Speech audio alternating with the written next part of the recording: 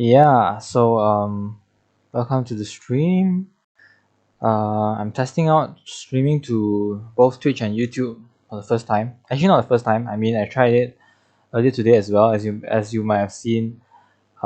If you had notifications on, or maybe you saw the archive on my Twitch channel, you might have noticed that I tried to stream this very same thing, um, around more than 10 hours ago. But yeah, when I was testing out some of the features, OBS crashed, and then it took a while to get everything back under control, and then I ran out of time. I had to go for classes and stuff, so I had to wait all the way until now to have a more quiet uh, environment to actually stream it. So yeah, that's that. So anyway, you might be wondering what this Sharks and Pirates Chess Open Invitational actually is, and what the heck am I even streaming about? So, uh, it's not some big official tournament like Meltwater or the currently ongoing Singfield Cup. It's not nothing that great, but essentially, it is a tournament held by two Discord fan servers.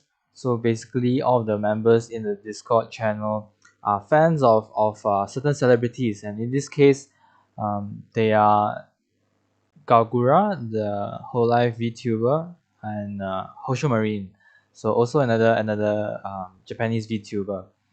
And if you don't know what they are or who they are, I think I'll leave links in the description or something after the stream. But essentially, they are streamers as well. But instead of using webcams, they use some augmented reality technology to stream instead. So as you can see in my thumbnail, or later I'll show you in my thumbnail, the characters in the picture are the shark and pirate respectively. So hence the shark and pirate chess open invitational. Now this is a really long event. This was a really long event. It just finished on Tuesday, I think. I think the finals was held on Tuesday, and I think the first match was all the way. When was the first match even? Let me check my DMs. When did I play my? When was the first match even? Um, I think around August, the start of August. Yeah, around the start of August. So, uh, almost a entire month. A month long event. So it was really long, a lot of matches, because this is a double elimination bracket. A lot of players. I didn't really count how many players there were. Let's count now. 2, 4, 7, 7, 11, 14, 14. Then this is 18, 21, 21. Then this is 25. This is 28. So around 28 players at least. I'm not sure if there are any other seeded players that I didn't realize, but around 28 players. And since it's double elimination, it took a really long time, especially since all of the members in the Discord server are only united because of their interest in certain celebrities. So when it comes to time zones and countries, we had people from Southeast Asia, from um, the East Asia region, in the Asia Pacific region, in the Europe, in America. So a lot of my matches even um I had to play with a 12-hour time differential. So lots of lots of accommodations and delays had were happen, I guess, and they just happen. So yeah, so this month long tournament, most of it was just all of it were 10 plus 0, so rapid, no increment, and uh, all of them were best of 3 up until quarterfinals. Then it was best of 4 to try and counteract I guess, luck factor of whoever goes white first, so maybe at the lower levels it doesn't really matter who goes white or black, but in the quarterfinals the organizers felt it was appropriate to that it was enough of a factor to actually implement a best of 4 instead of a best of 3, and then tiebreakers would be uh, would be a blitz Armageddon or something, I think, but I don't think there was any Armageddon. At least I didn't play any Armageddon games, so I'm not really too familiar with the rules in that part. Yeah, so the tournament ended on Tuesday. You can see here I got second place, so I won 8 matches and lost 2. um, Champion won all 6 matches, so easy upper bracket. Upper bracket journey. I dropped into the losers bracket quite early on because of I faced a reportedly cheater, so that was unfortunate. So we did have a cheater in the event, but fortunately, the authorities or the organizers were able to sniff him out and administer the appropriate punishment even as the tournament was ongoing. So that was really great. Props on their part. And yeah, with that out of the way, the context out of the way, sort of know what this tournament is about, so on and so forth, we can actually get into the games. Now, there are a lot of games, and I don't think I'll be able to finish all of them. There are a lot of games. Um, Let me just switch the scene. Wait, transition? Yeah. So as you can see here in the thumbnail above my head here, are the 2 celebrities, the two entertainers, uh, that that I mentioned before. And let's just get into the game. So, let's see. Is there something? Let me check. Why is it a bit more scuffed than what I prepared? It's a bit weird, but maybe it's just minor. Let me just see. Is it better? Wait, what's going on? I think there's something going wrong with the OBS. That's weird. I never faced issues like this when I only stream to one streaming platform. Oh, hello, Andrew. Oh wait, why is your chat not showing up on my screen? I thought I configured that already. This is very weird. Streaming on both Twitch and YouTube, When I only stream on YouTube is much simpler. All the technical details and stuff. Oh, I think here. Wait, why does it not show? I'll just try and configure it. Chat.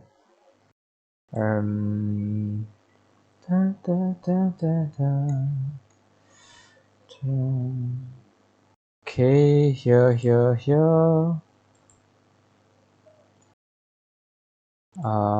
Maybe if I restart the chat.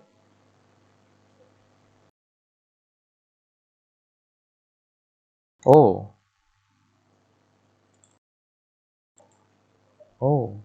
maybe it's here. It's here. Yeah, there is your message. Yeah, now it's showing up on the screen. I wonder is it big enough? Like, if it's too small, you can let me know. Then I can adjust it probably.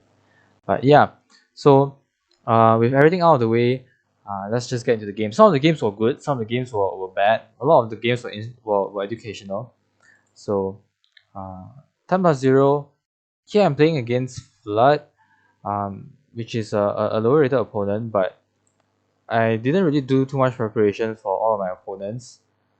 I roughly knew what openings they played because we're in the chess club of the Discord server, so we talk about chess quite frequently actually, and then we will discuss what are the topical lines, or what is your opinion on this and that. But it's not really any high level stuff, but it's fun, and it's nice to have a bunch of people who are a bit more casual and have a very varied experiences, because there are people from all over the world with all different sorts of chess background, all sorts of different levels. It's good. All right, thank you.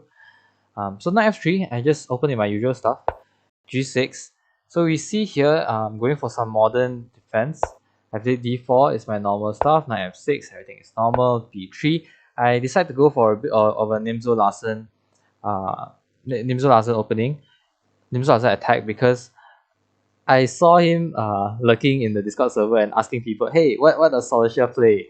I want to prepare against him. What is his Lee Chess username?" But we never played before this event, so he didn't really know my Lee Chess username. But of course, it wouldn't be tough to just guess, since my Lee Chess name is literally just Solskjaer, right?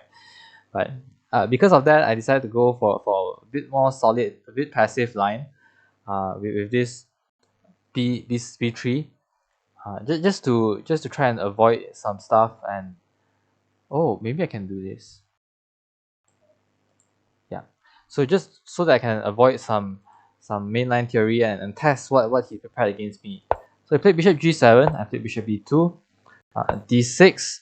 This is a bit unnecessary, I feel, because normally this move is meant to prevent any e5 expansion, but I didn't play any e4. So this move, it facilitates the development of his other pieces, and it's in line with a typical King's Indian structure. But he probably could have gotten a larger advantage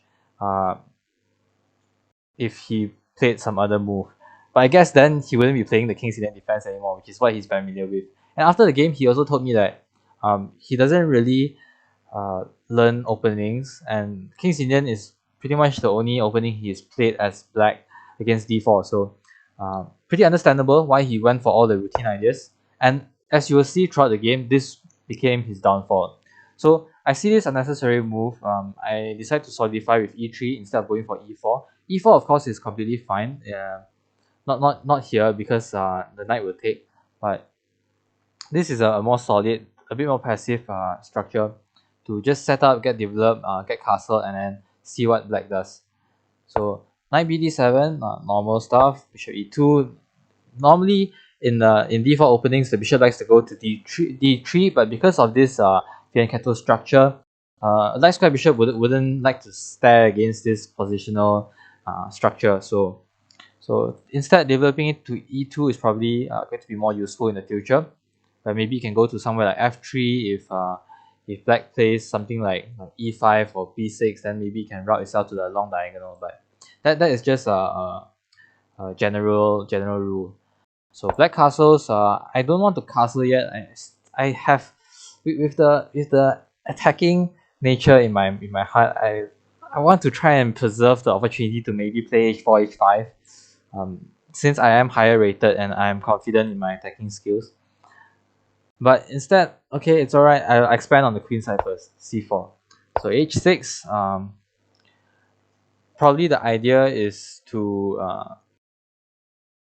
either move the knight to one of these squares and then prepare for some h4, quick f5, sorry, quick f5. My mind is still fixated on the h4 move, but quick f5. So I play knight c3 and just normally developing, and knight h7, which is I guess he feels that this is normal because f5 is a thematic King's Indian move, but I don't play the King's Indian, so I'm not too sure about this theory.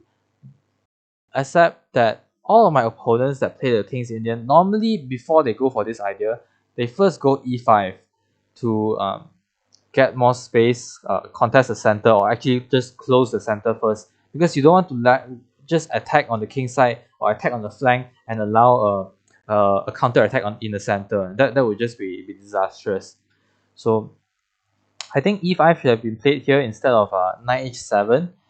And even if he wanted to play a quick f5, I think I more commonly see the knight maneuver to this e8 square rather than h7.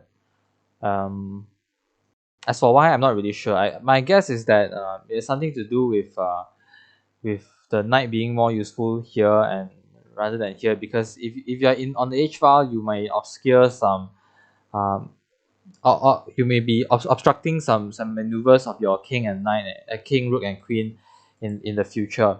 When after you play f5, maybe g5, f4, your knight might be a hindrance here. Whereas if it was on e8, my guess is that all the pieces can move around more, have more space on the king side to move around and maneuver. So, but it is still fine. I'm only marginally better. Queen c2, I wanted to keep my options available. Maybe I'll castle queen side, maybe I'll go h4, who knows. He just go for f5, so thematic. And I wasn't too sure if f5 was timed right. Like I said, I preferred e5 first, but I couldn't really see any way to punish it except for that, oh, hey, he's making some sort of inaccurate moves. Maybe I can go for the attack. Not really rational, but as you can see from my time usage, I barely use any time. So I just went for h4. I think I played that instantly. Oh no, I played it after 10 seconds. Yeah, so I played h4. I think the reason was because I wanted to play h5 if push the pawn. Wait, what was my idea? That was so long ago. 1 month ago. What was my idea? I definitely wanted to just attack. But I think my idea was to like go for h5, bring the knight back and go g4 or something like that. Like go for an all-out attack and just castle queen side. And just see who goes faster, because all of his stuff is still very passive. So I didn't really think that he could attack me back in time. Yeah. And these few moves actually from knight h7 to queen c2, f5, h4, and even this next move queen e8 and my reply e4. I think all of these, this was like a blunderfest. Like not really a blunderfest, because it's not really that obvious what the punish is, at least in my eyes.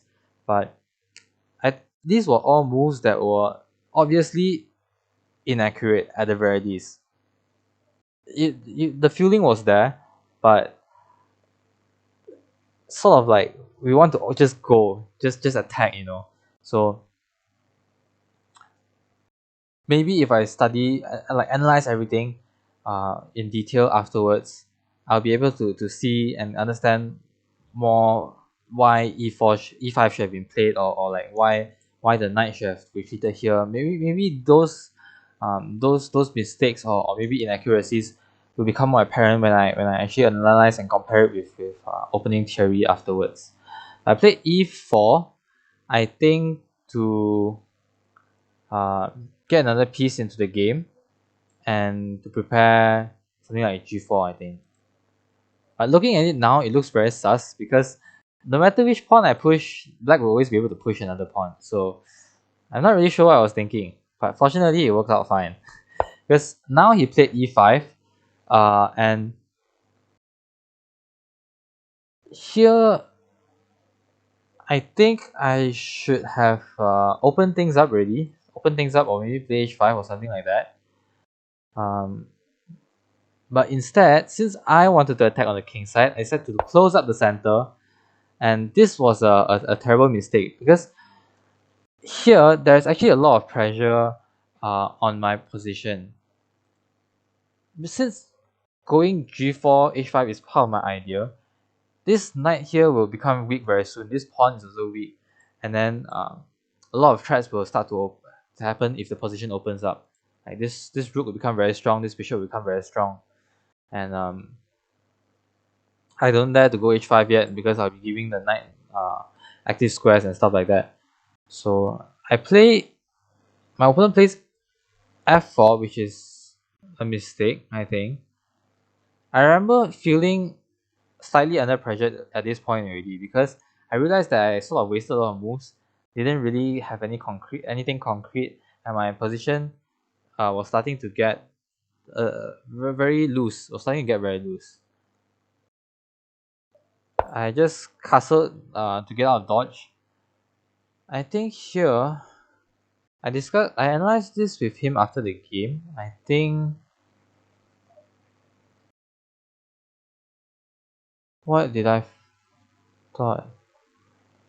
Oh, yeah, I think I told him that with all of this pressure, maybe taking or preparing it with something like knight c5.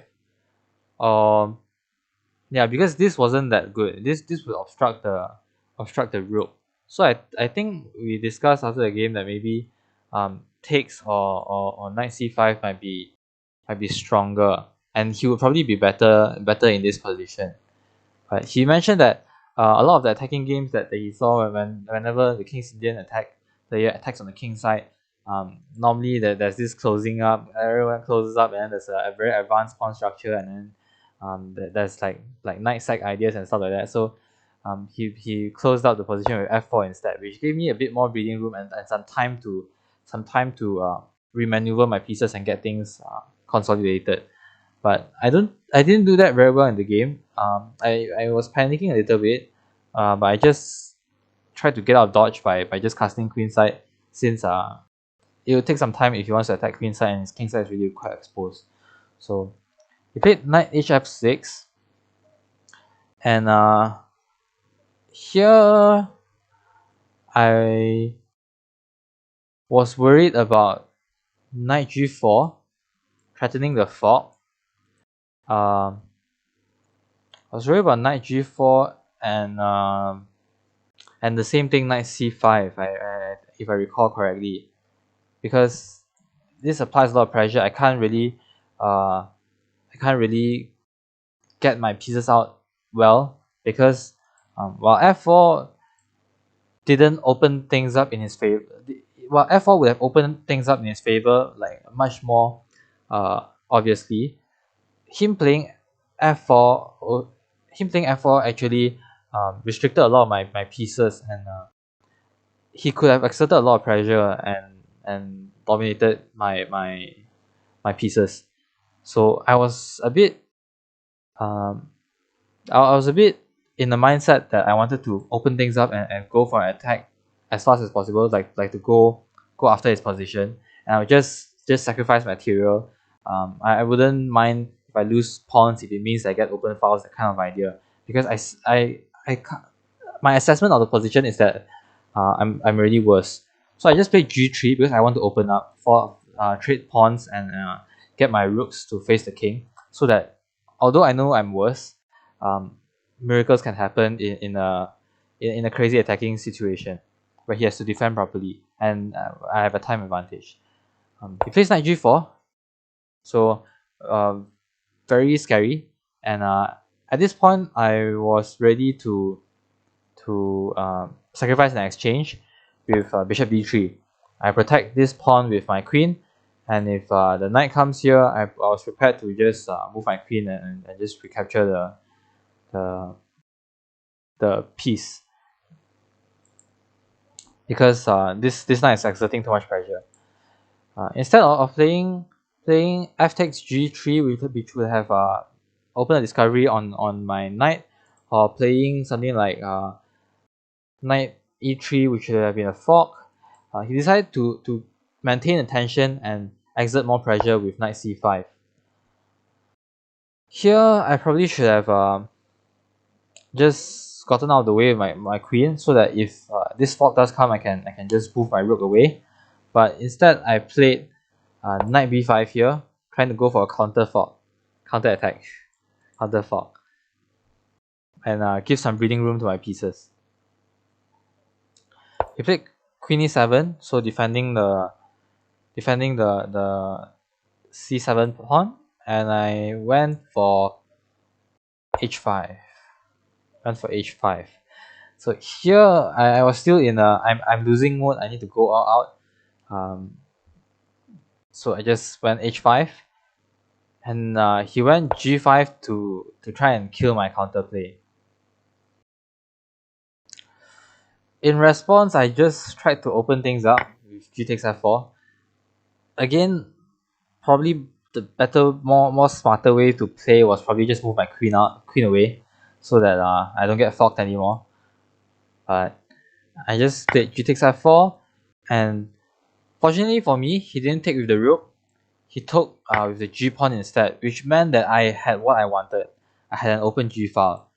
So the thing is, right, if he, I think this was the worst capture possible, if I recall my post-mortem with him. If he takes the rook, he gets a lot of pressure against my weak pieces, and he gets infiltration. He gets all the infiltration squares to enter my position. If he takes with this pawn, he creates another weakness, a backwards pawn here, and he also opens up his light square, dark square bishop, which if I take and he takes with his queen, like let's say if I take and he takes, right, then it might become very scary very soon for me. Yeah. So fortunately for me, he took with the G pawn instead, so I had more chances now.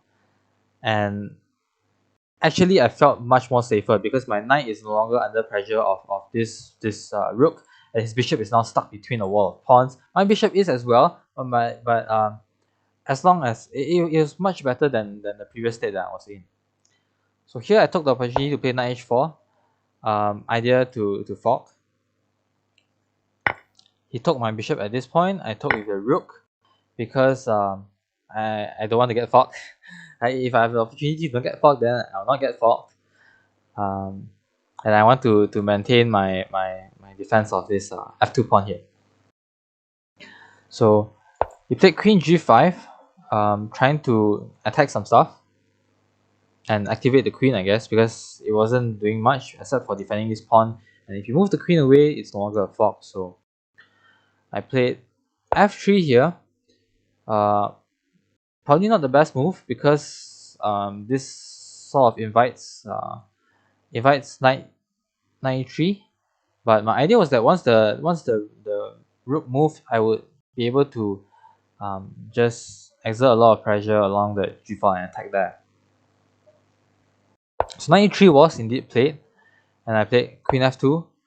I didn't want to move to any of these squares because it's like I won't be able to do much, and I want to move my rook soon. He played bishop d7, so trying to get the rest of his pieces into the game. And I played knight takes c7, free pawn, why not?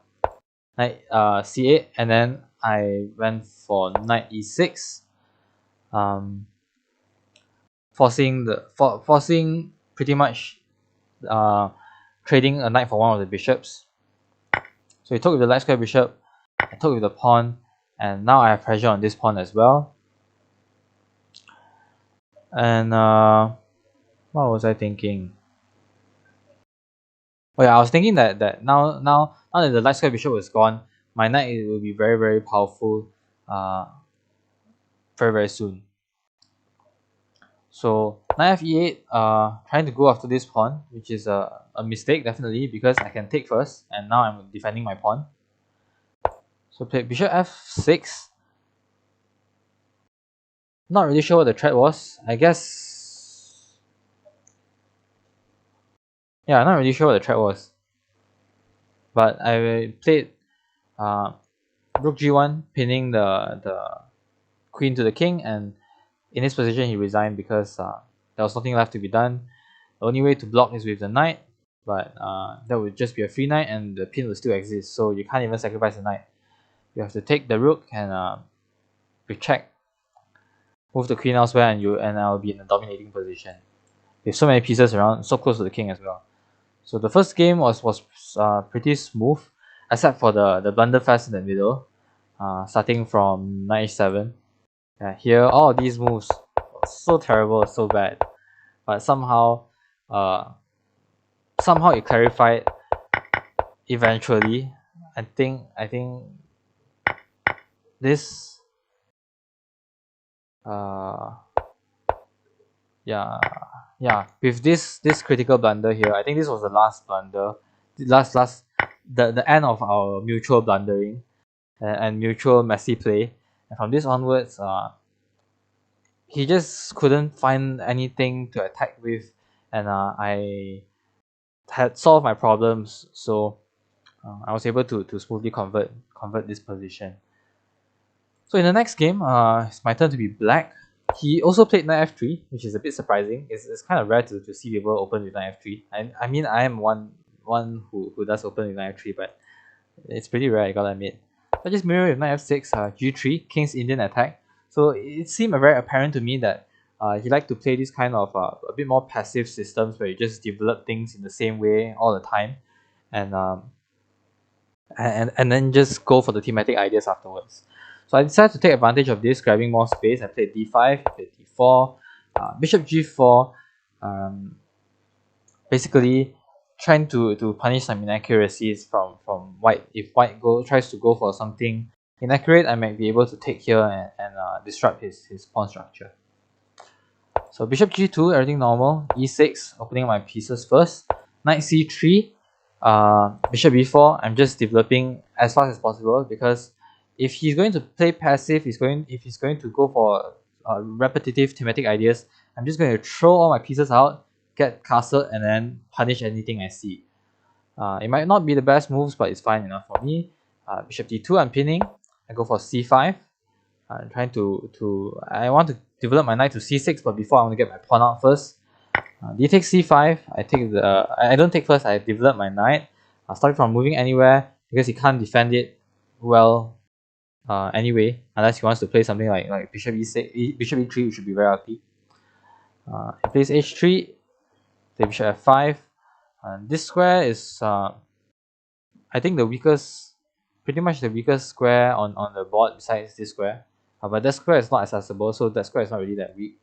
So I'm targeting this weak square, and I'm completely fine with settling my bishop on g6. So he plays e3, a bit passive, but should be fine. And here I take the pawn. Plays g4, which is a bit overextending already, because his king is still not safe. His pieces are passive. He doesn't have any stake in the center, and he's overextending on the flank. So I just back up my bishop g6, knight e2, and I played h5. I'm taking advantage of the fact that I haven't castled yet, trying to exploit his hook that he has allowed me here. G takes h5. I take with the bishop, exerting pressure here. c3. This was definitely a mistake in my opinion, because he's not only blocking in his pieces, he's not admitting his mistake of going knight e2. So with this move, he can no longer go back, and he loses control over the very important e4 square, in my opinion, because immediately I tried to exploit it immediately afterwards, which might not have been objectively best, but I felt it was going to amount a lot of pressure. So I played knight e4, jumping into the square that he gave up control of forever, essentially, with the moves knight e2 and c3. So I jump in, I exert a crazy amount of pressure over here, and the thing is, I'm pretty sure I will be able to mount a lot of pressure even if he goes knight g3, trying to trade it off immediately with something like queen f6. Like if here if knight here, I can just trade and I have a lot of pressure against the white position, especially since the king is so suffocated. All the pieces are so suffocated, and he plays queen c2, trying to castle queen side, but this isn't in time. I play queen f6, and now here he essentially has to lose a piece, because if he's, as you can see here, I have two attackers, only one defender here. He can't add another defender unless he goes something like knight h knight g1. But yeah, a lot of pressure here, and if he moves his knight, I forgot what my original calculation was, but maybe here he's going to lose a piece anyway. Like at the very least a piece, or I can go for even stronger attack. I know I've harped on this a bit, but it's been a month and I don't remember all that I've remembered, all that I calculated. So here he goes for a desperate counter attack. He just lashed out b4, but I had this move. I had already anticipated this move, and I knew that it didn't work because after bishop f3, I'm again attacking two pieces, and if he takes now, I can take and I still have tempo on the f2 square, so he still cannot take my bishop. He takes my bishop anyway, so I start going for an attack. I take the rook first, defense with his knight, because his only move. I take the knight. He goes there. I check again. King d3, and here there is a forced mate, which is here. No wait, no, knight e5, yes, d4.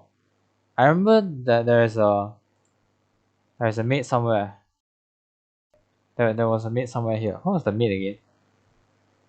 Oh, just here. Yeah, I think this is checkmate. Yeah, this was mate in one, but I didn't play this move. I think I didn't see d4 because in the game I played knight e5, seeing mate in 2 instead of mate in 1. King d4 and knight f3, only square back to king d3, and here again I should have played knight c5, but I didn't. I took on e2 instead, which is still forced mate, but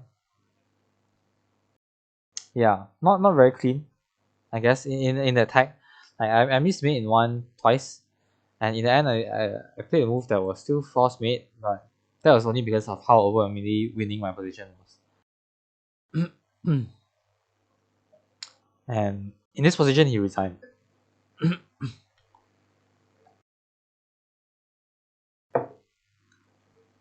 So the first match was a best of 3, so I advanced into the next round, and I faced against Slush, who admittedly I should have seen coming. I should have anticipated that he was a bit suspicious, because I wasn't really active in the chess club of the Discord server much prior to this event, mainly because most of the active members were from America and the 12-hour time difference.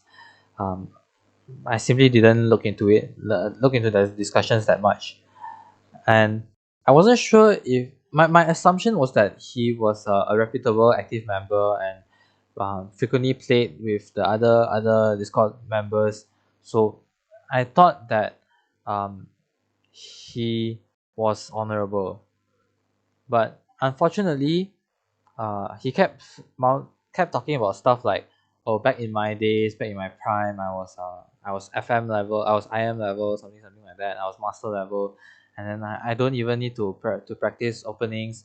I just train against Stockfish and I learn the lines. Which in hindsight, I know it sounds very obvious right now. This is literally what the Indonesian cheater said. Like, he said he trained against the computer, trains against like, I should have seen this from a mile away, but I didn't. I just thought that he was a strong player, and as you can see, my 3 games against him were pure suffering. All 3 of my games were pure suffering. Knight f3, d5, d4, e6, c4, queen's gambit decline, knight f6, knight c3, nothing special. Knight bd7, a bit of a sideline, but it's still normal. Bishop f4, this is the Horowitz attack. It's normal. D takes c4, everything fine. Normally not so early though. Normally maybe bishop e7 is played first, but this is also fine. e3, going to capture back the pawn with my bishop. Knight b6, trying to defend the pawn. Rook c1. This was in retrospect probably a mistake, because I'm wasting a lot of time. I'm not getting my king castle, and it's probably I'm probably just preparing myself for disaster after something like bishop b4. So knight f d5, starting to put more pressure on my position, and preparing bishop b4. I play bishop g3, just backing my bishop up, and here he takes my knight. I take with my rook, which is a mistake because he has the skewer, and for some reason I don't know what I was thinking. I played queen a4 and lost my queen on move 10. Yeah. I remember very distinctively, in this position when he took, I was thinking something along the lines of, if I take with pawn, I'm going to be suffering. I saw his blitz games before, a lot of blunders everywhere. I probably just take his rook. If he sees the tactic, if he sees it, it's like I'm already in the worst position here. I don't have time to castle. And I remember saying that in this position I don't have queen a4 at any point because his knight is on b6 instead of c6. And with this in mind, for some reason I still played queen a4, which is puzzling to me. So after he took my queen, I just resigned. Because what the heck? I was very confused. Might have to do with the time zone or something. I was probably playing around past midnight or something. At that time, anyone can blunder a queen, so maybe it was that. I don't even remember. But the next game was a very messy game, even more messy game. This time messy on both sides. Started with d4, played knight f6, c4, e6. Now my turn to go for some sort of. I could have gone for a same opening with d5, but instead I go for bishop b4. So this is the Burgo-Indian defense. He goes for a unusual line. He goes for knight bd2. Here, this is a bit unambitious from white, but it's still okay. It's just much more unpopular compared to the main line bishop d2. So he plays knight bd2 instead, and I play knight c6, just developing my pieces to active squares. a3, I take the knight, bishop takes d2, and here I play d5, trying to stake a claim in the center. Queen b1, I just castle, e3, knight e4, nothing unusual here, just exerting pressure. I'm not really threatening to take. I don't really want to take anyway. Queen c2, knight e7, I want to remaneuver my pieces. d3, and now I take the bishop and play h6. Because if I retreat, I'll just lose a pawn. So instead I take and play h6. So here knight f3, d takes c4. I want to deflect his bishop from this battery. Maybe make him help me accelerate my development. Bishop takes c4, knight d5. I'm happy if he wants to take, but he doesn't. He plays rook c1 instead. c6, trying to get a very solid Scandi kind of pawn structure. Although the main issue is, of course, I have a light square bishop. Knight e5, f6, trying to chase the knight away, trying to play e5 and get my bishop out. Knight g6 instead, targeting my rook. I played rook e8.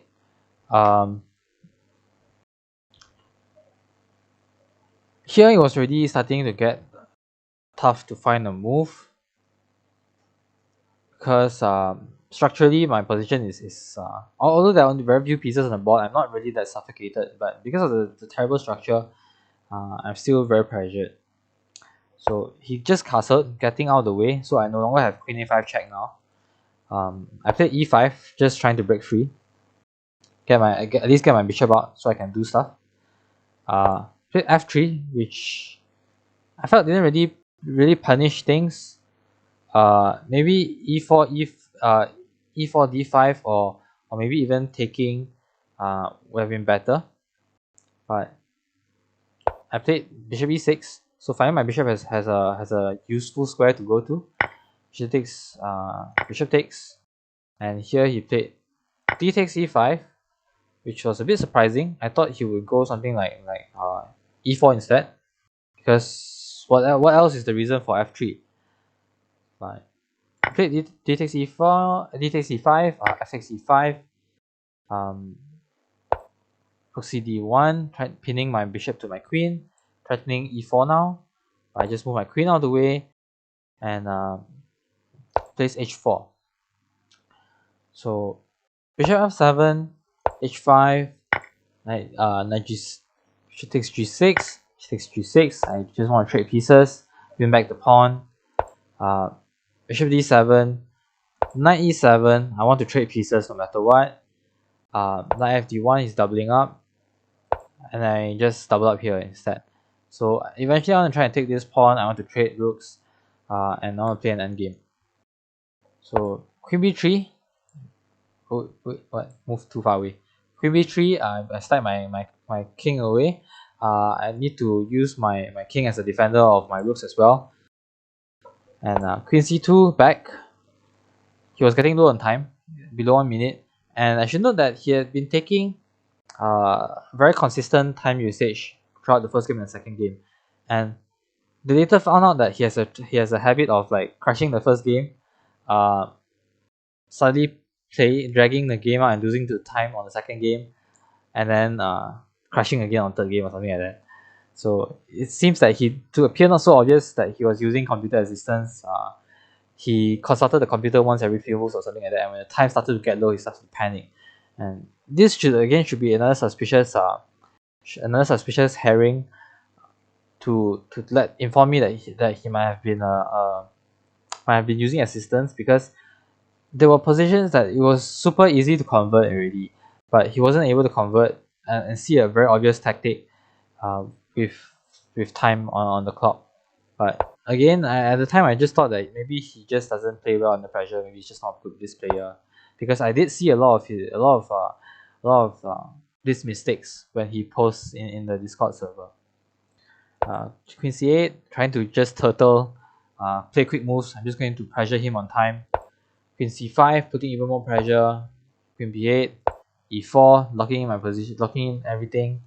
King g8, try to move out of any pins. I want to play rook e6 maybe.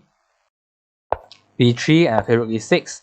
And here, this is a blunder because of rook takes, and here he can play queen c4. Oh yeah, he did play queen c4, and now my rook is gone.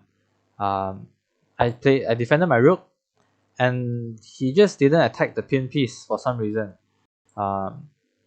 I'm so bad here. He can probably mate me soon after he wins the rook, and like my king has no squares. I'll be pretty much forced to give up material and just lose. But he didn't see that. Even though he saw the pin, he didn't see the attack of the pin, which was very good, and instead played a4. King f8. Now he gave me an opportunity to step out of the pin. I will step out of the pin. And then he played queen takes e6, which absolutely makes no sense.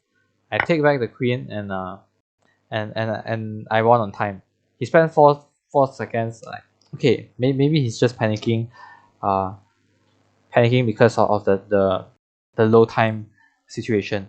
But this game was really awful, because it felt that I didn't make too many large blunders, except for like when it was really bad enough. Like around at this point, I was really bad enough, and I knew e5 is not good, but I played e5 anyway because it's the only way I can get my piece into the game. Before this move, I don't think I made any big blunders. I think I made a few inaccuracies or mistakes, but he just slowly improved until he got an insurmountable lead. Even though material is equal here, he is far better in this position. Like, it was so suffocating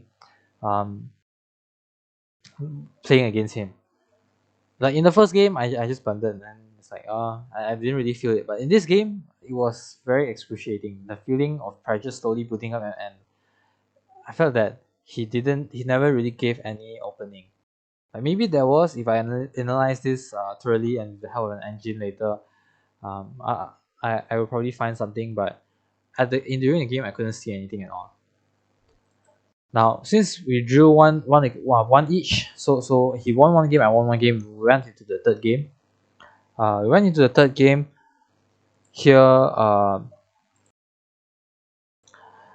This game was another hint of how he never lets go of any advantage.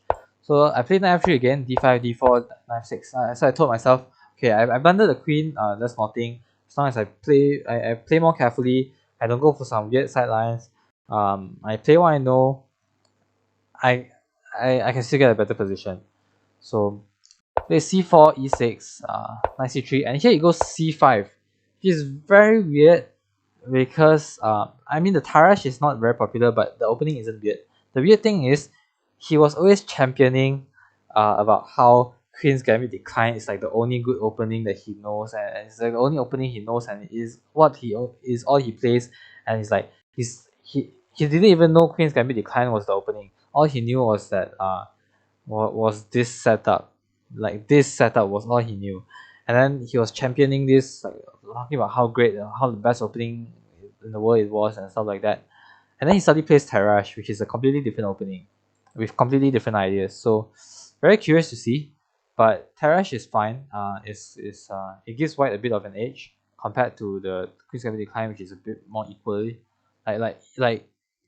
positionally and philosophically. Because here I can he doesn't want to get the isolated pawn, so he takes with the knight. This means I can manage to get in e4, get in the space advantage. He takes with the knight, I take with the pawn, and here demonstrates a lack of positional understanding. Now I have a much better position. I can develop my pieces naturally and get my king castle. So here I have a slight edge already, I think, especially since he traded off all his developed pieces. Bishop e4, nothing much. I just bishop d2, take queen, castles, and I play bishop d3. So everything normal so far. Knight c6, and here I should have castled, or maybe I should play rook c1, or maybe I should play rook b1, or maybe bishop c2. A lot of ideas here that I could have played, but here I played e5, hoping for some sort of attack, trying to make use of the fact that I was much more developed than he was. Play a6. I castled first before trying anything aggressive. Knight e7, rook a c1, bishop d7, just developing. So he wants to go here. Rook fd1, getting my pieces, developing my weak pawn that I created myself. Bishop a4, attacking my rook. I just move my rook away. And I was hoping that he would blunder something dumb like taking this pawn, and then eventually I'll get some discovery and stuff like that. But he didn't. He played f5, which was definitely a blunder. Definitely a blunder, because I had e takes f6, and now this is a target. This is a very big target because it opens up a lot of squares towards the opponent's king, and with his more passive pieces, he won't be able to defend and consolidate. So he takes with his rook, play bishop c4, so targeting the pawn. Now I have two attackers. Knight d5, so blocking my attack. Knight g5, putting even more pressure. Queen d7, defending the pawn again. Queen d3, threatening mate here. Not really mate yet, but threatening a very strong attack, and maybe rerouting my queen to attack the pawn as well.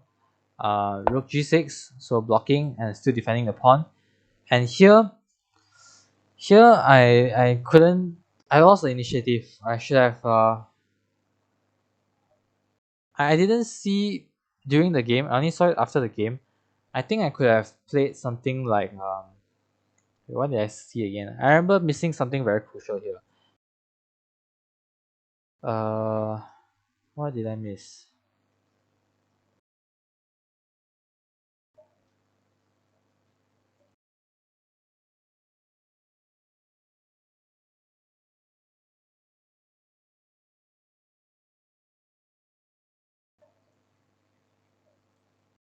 I don't remember what I missed, but it was something about how because in the next move I just gave up my control, my pressure along these weak points.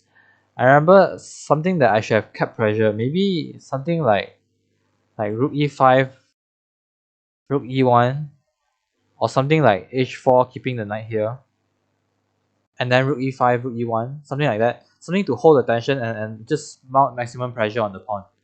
I think that was what I saw was clearly better after the game.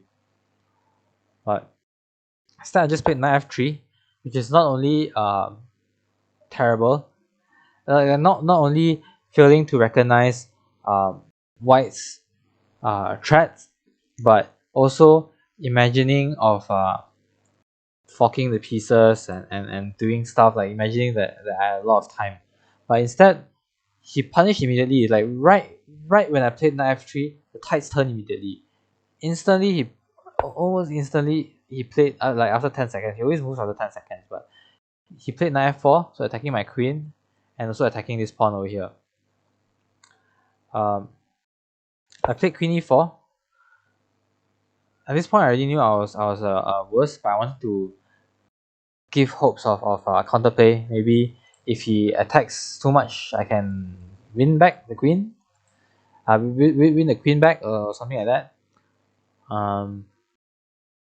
But I should probably. Yeah, I know that this is definitely not the best square of the queen because I need to do something about this. But I don't really see anything now.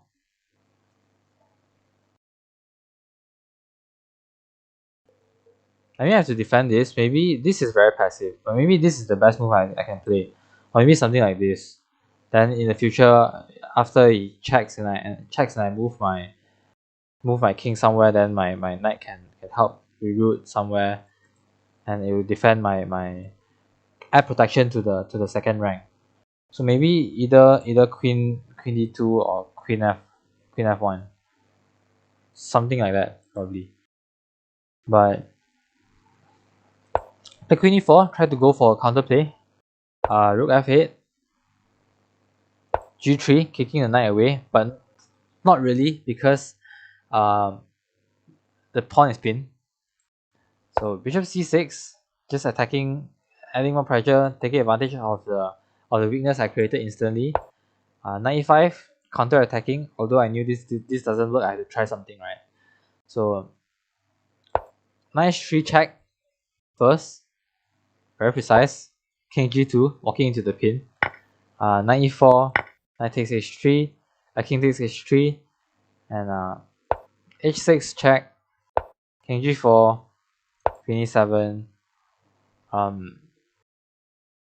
This was probably a mistake because I remember calculating that there was a force mate somewhere here, but I just went through anyway. I think something about bringing the rooks. There's some force mate here, I think, because my king is very restricted, and all of his pieces are surrounding my king. But instead, he decided to save his queen instead. Nothing wrong with that, I guess. Take the bishop. This is the free bishop. Rook takes h2. Knight f3, just attacking the bishop, attacking the rook, and he played h5 mate. So yeah, this was like out of the opening. It was clear he didn't know the opening at all. I got some advantage, and then the moment I stopped applying pressure, instantly just turned the tides around and then got swept over. So now I'm in the losers bracket, and there are 21 more games to go. Yeah, there are 26 games. I played 26 games in total. I've only covered 5 of them so far. I schedule 1:30 a.m.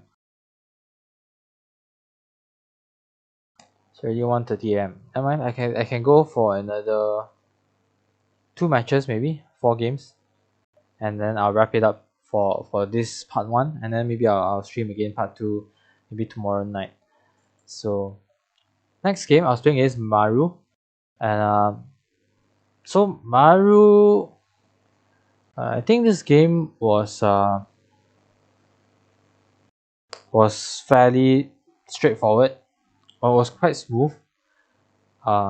He played e4, played e5, knight f3, knight f6, knight c3. So it was clear he wasn't familiar with the Petrov. He decided to go for 4 knights, so I obliged to play 4 knights, and then I went for the center fork trick, and he played bishop d5. So here I was really very comfortable because this means that he's not familiar with the opening, and I played this position like, I don't know if I've played it hundreds of times, but definitely more than 20 times, 30 times, because so many players go into this line. It's the most natural line if you don't know the Petrov at around 1500 level. At around this level, this is normal. So queen takes d5, knight c3, queen d6, all normal. D3 is a bit slow. I guess it's trying to prevent e4, but really white should just admit that he has given up the stake in the center and just castle. Get to safety first. Play bishop g4, pinning the knight immediately. Now maybe in the future there's ideas of f5 e4, which is thematic in this position, in this opening. So h3, h5, I'll maintain the pin. g4, now this is definitely overextending here. Bishop g6. So my bishop may be blocked by these 2 pawns right now, but this diagonal is now very weak, and even if he castles, his king side will be very weak. So here I played d4. No, here he plays d4, and this is a blunder because, like I mentioned before, my bishop here doesn't do that much in exchange for his exposed king side because of his pawn structure. But he gave me life. He gave me reason for this bishop to exist, and it gives me a good target here. And he's wasting another move in a position where his king is exposed. He hasn't castled yet. He still needs to develop his pieces, and gives me the opportunity to open up. So I take the knight d2. For some reason he's avoiding trades. Probably should have just taken, but maybe he wants to keep more chances alive. However, this allows bishop takes c2, and his queen is trapped. So takes the queen and fork, which have probably just allowed me to take on d1 and just castle or something instead. But instead it allows me to win even more material. Here I take the rook on a1. Rook e1, he tries to get something out. Just castle, get to safety. Knight e4 doesn't really do anything because of queen b4. Now I'm applying a lot of pressure here, and potentially I'm going to save my knight. So a3, queen a4. Now I save my knight. King a2, bishop knight b3. Of course, I don't mind trading. I am up a queen and the rook. Knight c3, attacking my queen. Just checking. I take exchange, just converting easily. Moving my pieces out. After this point, there wasn't really much anymore. I just trade everything down. And shortly after, checkmated him in this position. So didn't go for the most accurate conversion, but I think I didn't make any mistake in the opening. So after I got into the advantageous position, I just traded everything, converted cleanly, and yeah. So I was pretty satisfied with this game, I guess, and I felt it was quite educational as to for opening principles and like how you can go wrong in a very equalish opening such as the 4 knights. So in the next game I had white this time.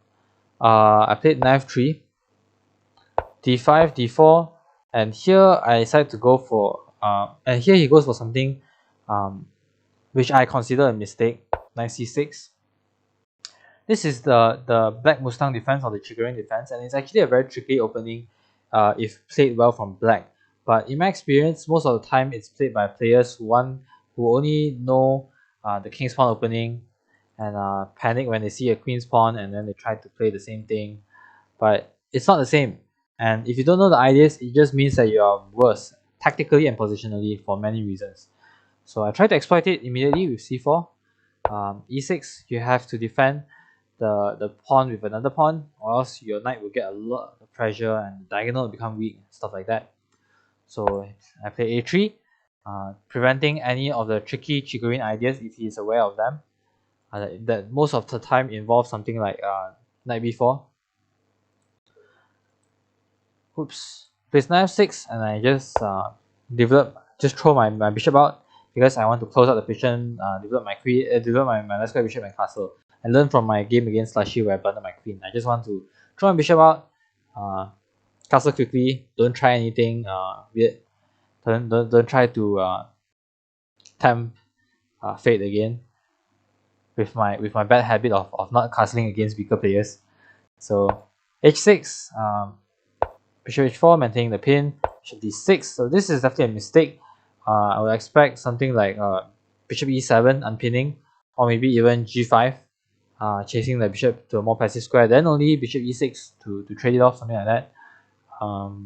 But here I just played knight e3, developing.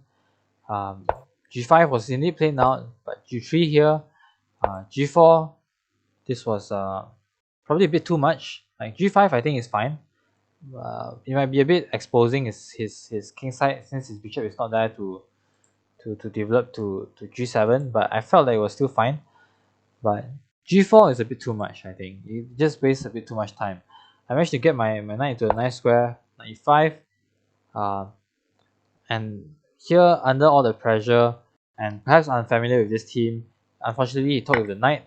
He took the pawn with the knight. Probably thinking, seeing this and knowing that this is a fox, so instead try to go for something like this instead. But just bundle the piece. So I took back in my queen. He tried to hang on as long as possible, but unfortunately bundled his queen on the very next move, and took all the pieces and tried to convert it as quick as possible.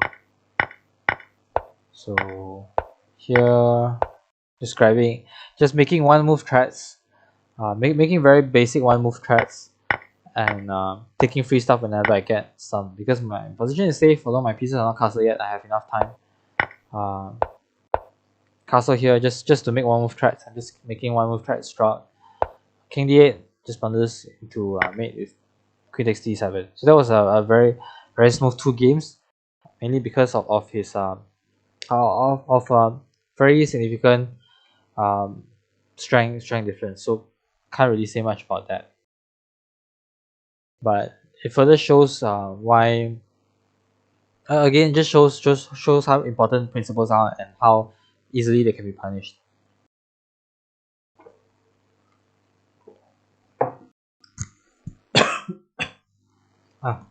Throat is a bit dry. Sorry about that.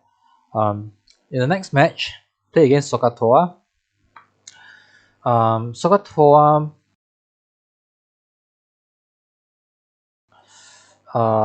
Let me check my DMs with him.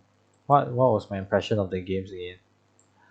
A lot of the games that we had post-mortems, we talked some via voice chat, some via just private DMs, and now that I've forgotten a lot of what I calculated at the time, maybe I can go back and look, see some of our messages and see what my impression was.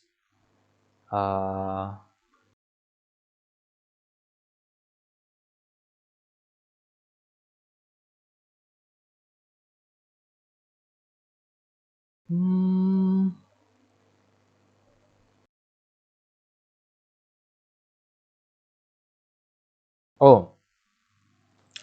Yeah.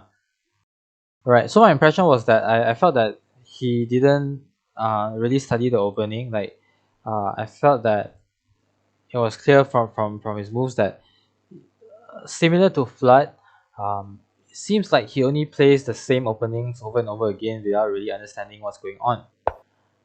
So e4, knight f6, I decided to play an Eviokin. Because why not? I wanted to avoid theory and just play this position. Maybe I just felt like it. I don't know. But knight c3, so it was clear that it's not a bad move, but it's not as punishing as the mainline e5. So here I could have gone for the Scandi variation, but I decided to go for something more simple. I decided to just go e5, and if he wants to play a Vienna, by all means. Instead plays knight f3, so it goes into 4 knights, and here I am very sure that as with my previous opponent, probably doesn't have a strong understanding of openings. So and surely enough, he plays bishop c4. I go for a center fork trick, and here he was puzzled by why I was sacrificing my knight. So he was like, oh, if he's sacrificing my knight for a pawn, might as well get a pawn as well. But this just loses a piece, because after I take back the knight, and he retreats his bishop, take his knight, and now he has doubled pawns. I have a nice knight, and nice extra knight, I should note, and I'm completely winning. So here is just simple conversion. I just move my knight back to keep things simple. I want to play d5, get my bishops out somewhere, castle, and enjoy life. The castle. Oh wait, that was too quick. So he castled first. I played bishop e7. I want to castle as well before I can play rook e1. So he plays rook e1 anyway, but I castle. And h3, a bit unnecessary. d6. I forgot why I want.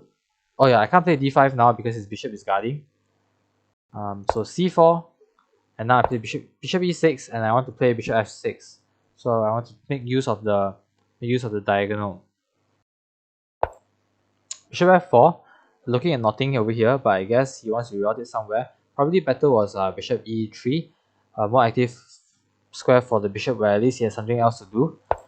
Bishop g5, I don't mind trading it right away because it means that if he does trade, I will be threatening this, taking this pawn here, and the only way to defend it would probably be something like this.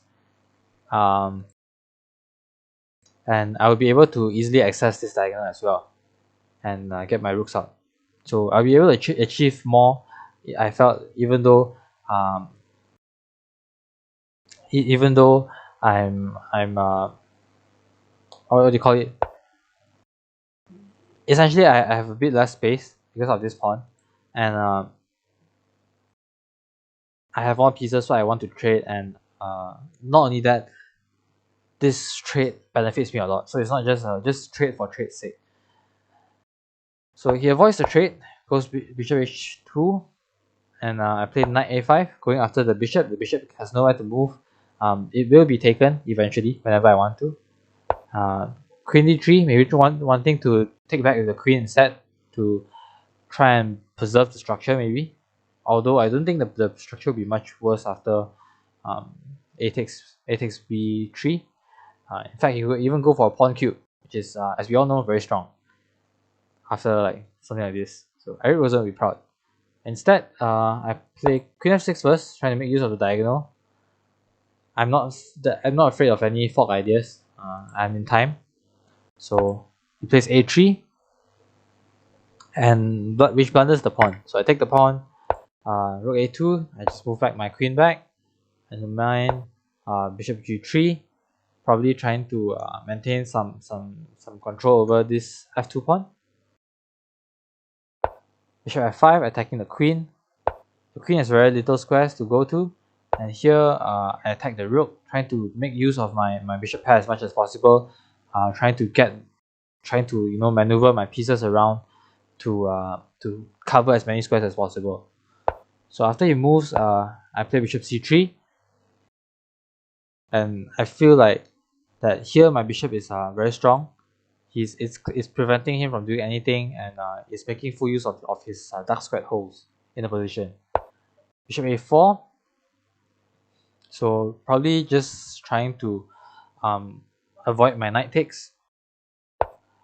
Bishop e6, now targeting this pawn, and then we trade queens, but I don't mind because I can take away the bishop. My pawn structure is perfectly fine, and my bishop pair looks beautiful.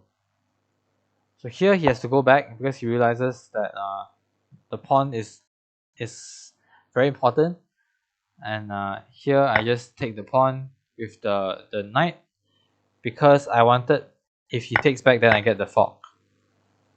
However, after the game, having the knight here, I think everything was winning at this point. So I was like, yeah, it's all winning at this point. And he didn't take the knight back, which is good, but his bishop didn't really have anywhere good to go. And if he moves his bishop, he'll just be allowing me to have a discovery on his rook. So it's hard to find good moves. Hard to fault him for playing bishop f4. And Actually, here he had a tactic where he can take my bishop first and then take my knight here. So he would win 2 pieces for the rook, but that isn't enough, and it's just going to make things easier for me and strengthen my center and all that, you know. So I don't know if he spotted it, but it wouldn't have been enough. So bishop f4, knight e5. I just move back. If he wants to trade, I'm more than happy to. And then I just develop first, double my rooks, and then I force more trades. So here, unfortunately, he trades the bishops first, which is incorrect. He has to get rooks off because this rook is hanging, and rooks are more important than bishops. If I try to take the free bishop, then obviously bad things will happen. So I will have to take back, and then he has the time to take here. So this should have been his the order of trading instead.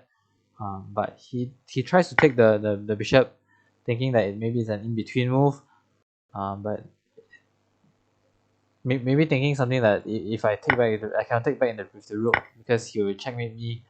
But I can just simply take the rook and let his bishop stay there.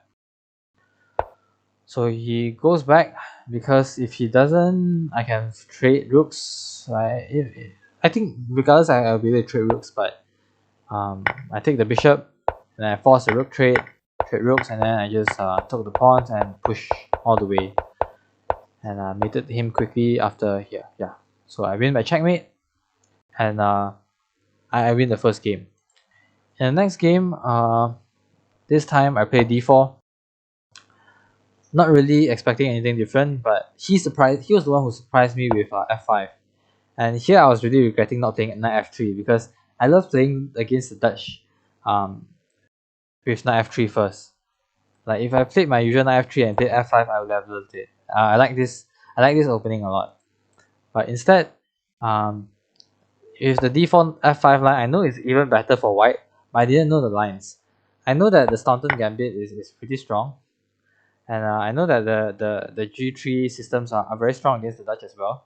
But I wanted to try and transpose to something similar to what I'm familiar with, so I played knight f3, which gives him more of a allows him to be more safe because this knight actually obstructs this diagonal, which is normally the main way to exploit the Dutch. So anyway, he plays knight f6, so covering this very important in the Dutch, no matter which kind of Dutch you play. Bishop g5, trying to remove this important piece. D6, which is a bit weakening because his light squares a lot of holes here, you know, it's a bit worrisome. And I just take the knight. So e takes, which is also another mistake, I think. Now very weak, a lot of squares around his king. I play e3 simply to get some light square diagonals into the game. Bishop e6, bishop d3. Again, I just want to get my light squares moving. I already know I'm better at this point. Knight d7, knight c3, g6. So if he wants to develop here, I just castle, and he plays a6, which is definitely too slow. Here already, I think I can open things up with e4, and if here I can push even further and just open everything up. But I wanted to prepare it first, so I played rook e1, and he played queen e7, which is a terrible mistake. I think he wants to prepare queenside castling because he sees all the holes on the king side, and it's like, nope, I'm not going to castle king side. So instead, he moves his queen in line with my rook. So this is always terrible because I now definitely have e4. Tries to get out of the way with bishop. He tries to develop quickly with bishop g7, but this is a blunder because of he takes f5, and now this bishop is pinned. He takes g takes f5. I can take with the bishop, and now this bishop is gone. And if I manage to take with my rook, the queen is gone as well. So he defends his bishop with knight f8. I play d5. Now attacking with a pawn instead. I'm going to win the bishop no matter what. He castles out of trying to just run Hail Mary. I take with check. Moves out of the way. And another good discoveries for me. Everything is on the dark square. So I just play bishop d4 and knight d4, getting ready to replace my bishop with a knight. which should be an octopus. So rook e8, trying to get more control over this file. In the future, if he decides to capture, at least it's not a fork. And I just played knight f5, attacking the queen, attacking the bishop. The queen is very short on squares.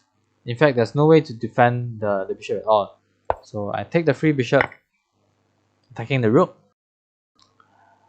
Here he decides to take my bishop, and I decided that I wanted to preserve my bishop. My bishop is far stronger than his rook, so I take back. I take the rook. What the heck? This is terrible. Why didn't I take the knight? Taking the knight would be more fun, but I take the rook. It takes my knight, and now his knight is pinned, so I win the knight as well. Queen f7, moving out of the way. Queen f3, applying more pressure on this pawn. I want to win this pawn. f5, trying to defend it, but defending it is not enough because now the pawn is pinned to the queen, and I play knight e4, exploiting this immediately. Plays rook f8, defending the pawn once again. And the point of my knight e4 move was to play rook f6, guaranteeing a trade of rooks. Queen g7, I trade the rooks, takes with queen, and this pawn is still pinned. So I just calmly play rook e1 because he still can't take. Queen c8, now defending this way, threatening to take my knight. Now I just move my knight elsewhere. Here, I'm not sure if this was a good move. I moved the knight here because I wanted to move my outpost and I'm threatening a pawn. But maybe knight f6 might have been better. Might have been more active, also threatening the pawn and preparing this this skewer over here. Probably objectively better move, but knight g5 is still completely winning, of course. h6, avoiding the preventing my knight from taking the pawn, but giving me this beautiful outpost. c6, trying to undermine my outpost. At this point, it was really too late. I take with my queen, lining up with his queen, preparing some trades if I want. I play c5, which is a bit surprising because I thought the point of c6 was to take and undermine my outpost. I play queen f4, now lining up this way. And threatening to not take, sorry. After king a7, queen takes d6, c4. I think here or here was completely winning. Like either knight move was completely is lights out because threats of this and check, maybe it will be lights out for black.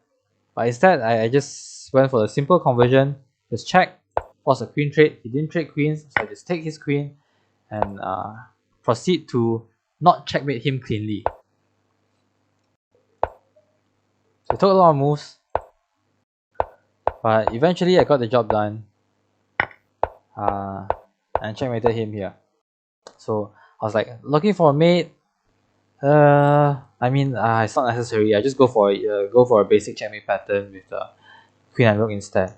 So I win the next game and I advance at this point to what point was this? At this point I've just beaten Sokatoa, so I dropped into the losers bracket, which is here, losers bracket. Where am I? Here. So I beat Maru, I beat Sokatoa, and my next game was I'm now in the losers round 4, playing against Dialectus. So I have to play against Dialectus, and before I move into round 5, which is a best of, which means I'm in the top 8. So this is like pretty much the quarterfinals. Only 8 players are left if I manage to enter round 5, I think, if I recall correctly, because Stashi was disqualified because he was cheating, and Lee Chess also found him responsible and issued him a warning. So I think at this point I'm in top 8 after I beat the Dialectus. So here I guess you can call it best of 16, but it's not really best of 16 because it's a double elimination. Yeah, so I'll continue with the rest of the games next time, and And I think that is all for today, because it's getting late already. It's already 2 a.m. and I still have lots of stuff to do tomorrow. So thanks for watching my first stream on Twitch in a long while. And yeah. お疲れ様でした。